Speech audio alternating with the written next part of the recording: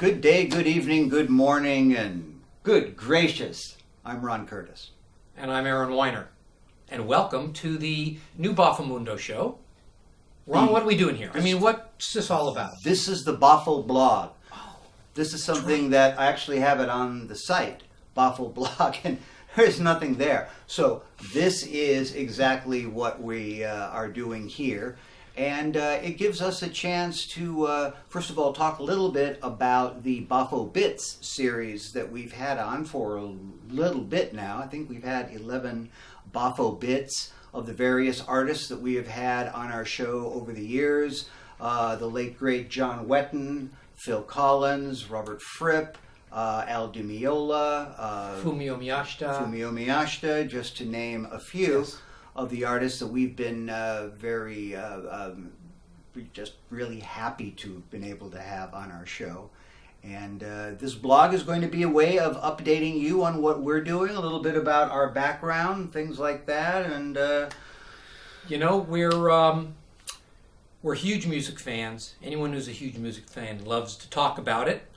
And so we're here to talk about it. Of course, we'd love to get your feedback. We have a Facebook page. Yes, we're we do. YouTube. There's just always to communicate with us. This is a dialogue. We'd love for this to be a dialogue with our fans, the great progressive rock fans. Music that we love because of its origins, and that's what are we've been those enjoying origins? some interesting. What are those reincarnations. origins, Aaron? The origins. I'm very curious about Ron, that. what happened is that when the Sgt. Pepper album came out, That was a good record. music and minds changed forever, and it sort of branched off. You had the introduction of the technology, which the Beatles were starting to take advantage of, even if in its primitive forms.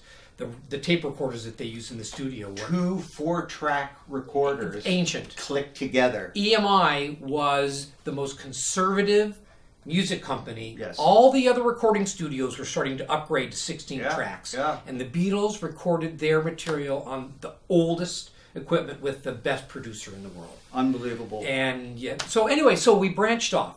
We had the Boffomundo show. The technology. Oh. The technology, the electronics, and then we had the interest in music from around the world and other genres. We're starting to filter their way into rock and roll. Probably most obviously in progressive rock is classical. Yes. People like Keith Emerson, Right. Rick Wakeman. in his classical playing, That Rick was- Wakeman's yeah, classical playing, that was the and idea. in the symphonic structure of, say, the longer songs from Yes. And the first King Crimson album with all the symphonic orchestrations. That was really Exactly. the record that was the culmination of the influences that Sgt. Pepper had to new musicians and things. We loved the music. We grew up with the music. We were very fortunate to be able to interview a lot of these folks. We want to be able to tell you the background of how we got to interview these guys. We get a lot of questions about that. We'll be doing that in a future show. And talking about this music that's been much maligned over the years. The Rock and Roll Hall of Fame has been, not looked at very, positively from the progressive rock community, but Yes is going to be inducted, and we'll talk a little bit about that and whole lots of other stuff. So it's a Boffo Bits type of a show, but with Aaron and I yakking. And This is like a video blog. Yeah. And we'll be talking about, we're going to be doing a few here, talking about our history and focusing on some of the shows that we've done, sharing a little bit of background as you enjoy our interview with Robert Fripp. Kind of interesting. It's kind of fun to talk about it all these years later and recall what it was like.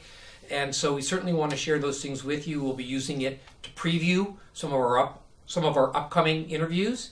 I won't spoil anything here, but we've got some great things planned.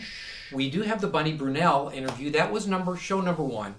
Please, if you haven't seen it yet, please have a look at it. He's a brilliant musician with a new album. That's right. And Baseball. Bass like bass and ball. Two like separate the big words. dance. Like the big dance. It is an all-star. It is an all-star recording produced by him, Bunny Brunell, and Stanley Clarke. And Victor Wooten is on it, and just a wonderful collection of bass players. It's a great record, so you want to go out and check that. And we'll be talking to Bunny, I'm sure, in future shows. So, thank you. This is our first bit. We hope you liked it. If you liked the bit, then you'll love the blog. You'll love the blog. I'm Ron. This is Aaron. We're the Boffomundo Boys. Talk to you soon. Bye. Thank you. Love you. Oh, I forgot to turn my phone off. Right.